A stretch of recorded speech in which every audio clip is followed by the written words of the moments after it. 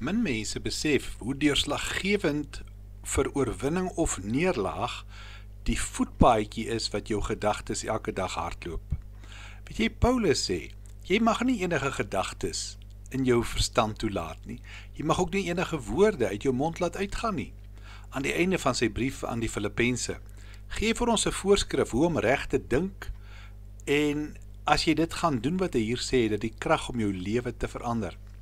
Hy skryf in Filippense 4 vers 8, verder broers, alles wat waar is, alles wat edel is, alles wat reg is, alles wat rein is, alles wat mooi is, alles wat prysenswaardig is, watter deug of lofwaardige saak daar ook mag wees, daarop moet julle gedagtes rig. Daar is 8 vrae waarmee ons gekonfronteer word, vir ons gesprekke, vir ons gedagtes. En die eerste, is dit waar? Dit waarmee my gedagtes nou besig is, dit wat uit my mond uitkom. Want Paulus sê alles wat waar is. Dis die eerste toets. Is hierdie gesprek in my gedagtes of met iemand anders die waarheid?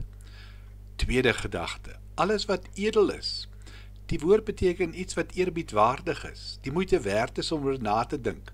Dink jy na oor daardie dinge wat edel is? Of bly jy stilstaan by die ligsinnige, by die oppervlakkige? Die derde, alles wat reg is. Dit beteken in ooreenstemming met God se standaarde. Nie of dit reg is in my oë nie, maar is dit reg in God se oë. As jou gedagtes vir die wêreld uitgesaai sou word, sou jy skaam wees daaroor. Die vierde, alles wat rein is, wat ook al suiwer is. Die woord beteken onbesmet, rein, heilig. Dit raak die hele gebied van daardie fase van jou denke. Is jou gedagte lewe rein? Ons het altyd gesê, kry jou gedagtes uit die modder uit. Want as jy in die modder bly, moet jy nie verbaas wees as jou gedagtes vuil is nie.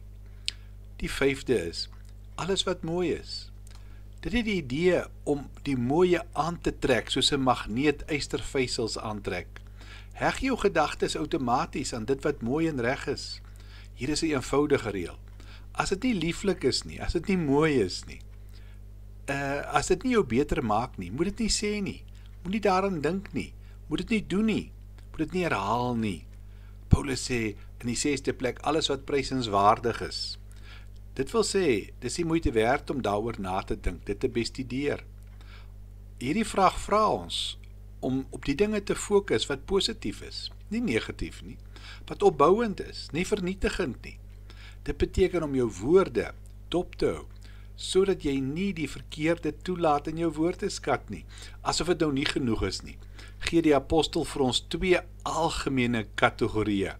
Hy sê watter deug of lofwaardige saak daar mag wees. Daardie dinge wat die Here self sou goedkeur. So hier jy die laaste 2 vrae. Is dit goed? Is dit iets wat die Here sou goedkeur? Paulus sê, dis die dinge wat jy moet sê, wat jy in jou gedagtes moet toelaat. Dis 'n opdrag. In die teenwoordige tyd. Hou aan om jou gedagtes op hierdie 8 terreine te fokus. Kry dit wat reg is. Dink daaroor na. Doen dit. En dan sê vers 9 vir ons, en God wat vrede gee, sal by julle wees. Kom ons bid saam. Here, baie dankie, dat ons weer opnuut kan kyk na dit wat ons in ons gedagtes toelaat, uit ons mond laat uitkom. Geef vir ons die genade om hierdie reël neer te skrywe vandag. Amen.